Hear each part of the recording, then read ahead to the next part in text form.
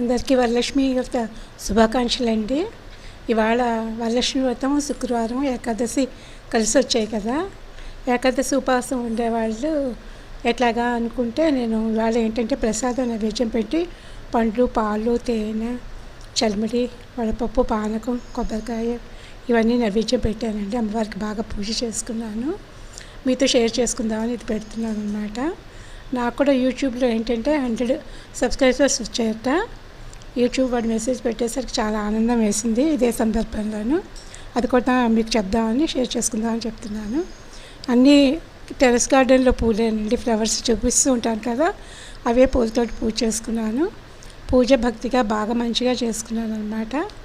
మీరు చూస్తారని పెడుతున్నాను. మీరందరూ ఎలా చేసుకున్నారో చెప్పండి.